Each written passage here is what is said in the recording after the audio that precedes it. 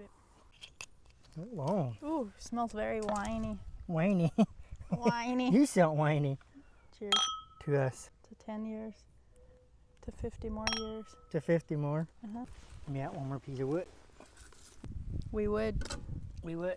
I don't like it. I don't like You don't the like it? wine. Tastes like the pond water smell. If you don't like wine, I like wine. I like anything, pretty much. I don't know why I don't like the taste. It just does not agree with my taste buds. Now, if it's fruity flavored wine, then I'm okay with it. Well, we are celebrating at 10 years. We thought it might be fun to just sit and talk what we've learned in our first 10 years. Things that we learned to do and to not do, and Do you want to do the do's first or the do not do's first? probably to do not. Well, they're kind of mixed in together, I think.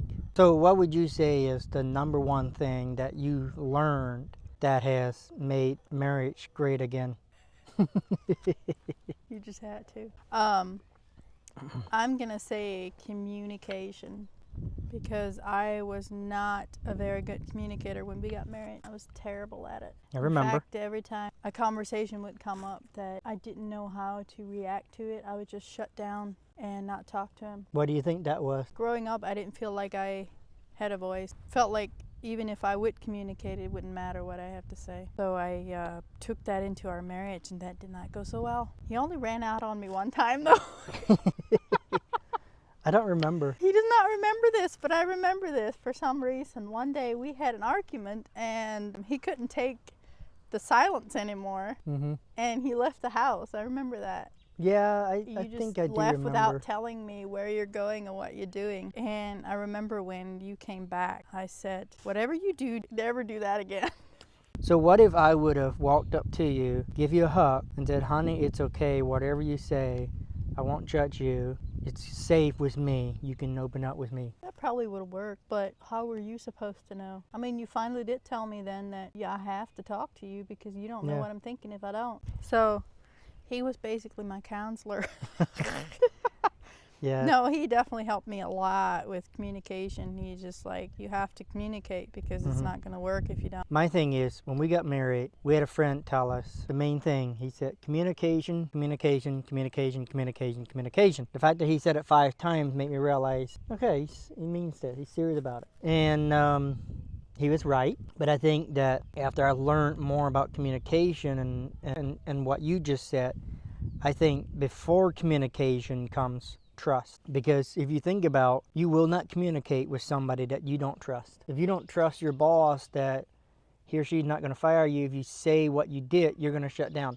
Your thing was, if you don't trust your mom that she's going to understand you when you say something, well, you're not going to communicate. So if you want somebody to communicate with you, you have to build that trust. One way to build trust is to take the time to show a person that you can be trusted, but also just, hey, whatever you tell me won't leave my mouth. That is something I'm very serious about and very big on, especially if you're talking to people that have problems that don't want the world to know.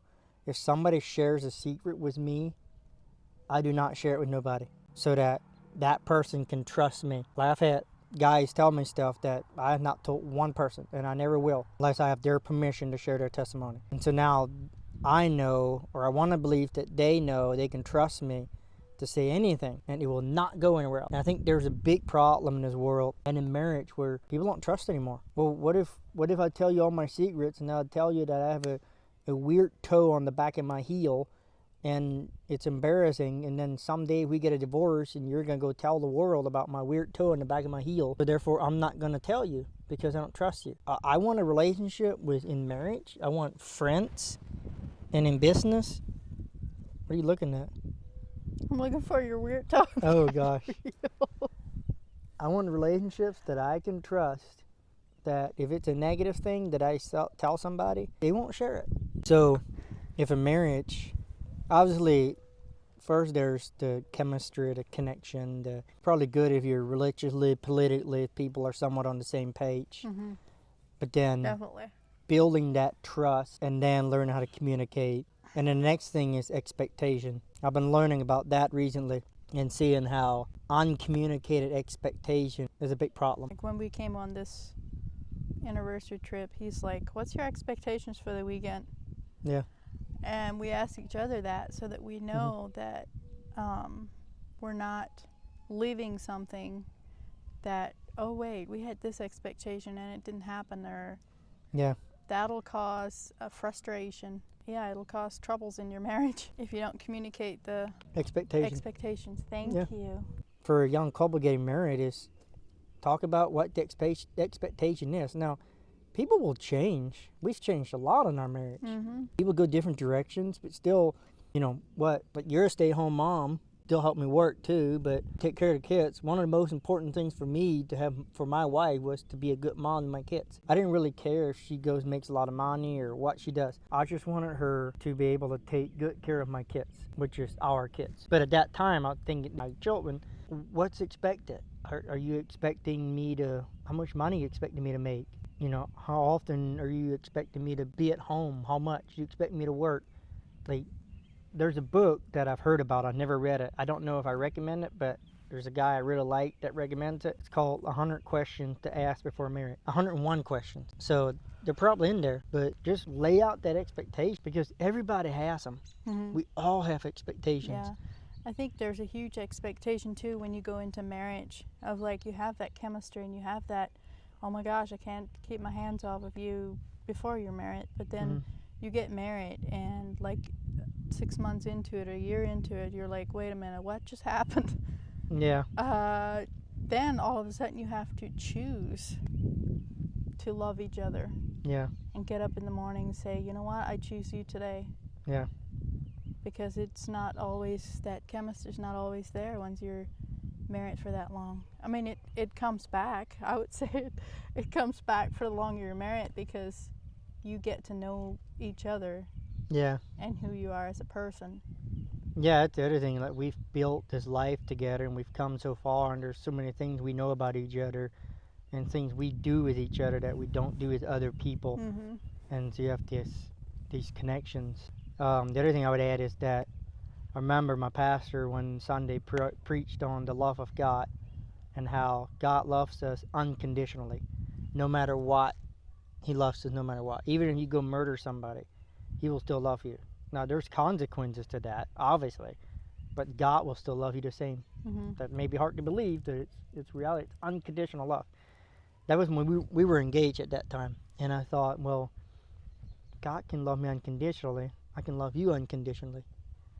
And that has kind of changed. Now, there's expectations that I expect you to not go on a date with another guy.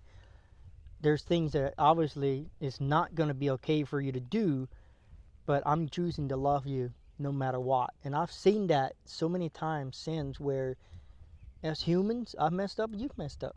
Mm-hmm. We've done things that were like, oh, I've messed up more than you have, obviously. But wow. She said, darn, you're perfect. There, I said it. Don't say it. Don't say that. But, I don't like when you say that. There were those times where I'm like, okay, I'm not okay with that. We're going to communicate that. We're going to have to solve this. We'll figure out what's going on here. But I'm going to love you through it. Mm-hmm. It doesn't matter. There were times, probably the time I walked out, that I didn't like you so much. Mm-hmm. But I love you. There's politicians I don't like, but I choose to love them because they're human. But, talk about my wife, but you can choose to love someone, your spouse, no matter what. Yeah, and then like you said, there is that expectation of just because I love you unconditionally doesn't mean you can go out and do whatever you want to. Yeah, and I know that. But the do not. Number one thing I would say is don't pick on the little things. If you think you can change your partner, well, you're wrong. I'm sure we've all tried it in some ways, but it never works out. If you want to change something about him, take it to God. Mm-hmm. I have done that, and it works. Yeah. But don't do it as in, oh, I'm the victim and I need this and this and that from him. Do it as in, I don't want to do this. God, can you help him see what's ruining him, not for the good of you, but for the good of him and your family. Well, my biggest don't would be the words that you speak about your spouse. That's a big one. And that's very, gosh, I mean, when I worked with people working in the, factory or wherever you might work with a bunch of other men, there's so much of negative talk of she and these guys, the old lady over the weekend, and I'm thinking, You call your wife old lady? How disrespectful. You wouldn't do it in front of her. Why do you do it behind her? Like, seriously. And people might not notice, but our words have power. And when you speak negative about people, you're sort of cursing them. Because what happens is if the other guy is having a marriage problem or he's not happy and he's speaking negative about his marriage, his wife, then that starts to rub off on me. And then I start thinking, yeah, my wife does that too. I don't like it. And I go home thinking different. I've seen this happen. Where all of a sudden I look at her different because of what somebody else said about his wife. If he would have just shut his mouth.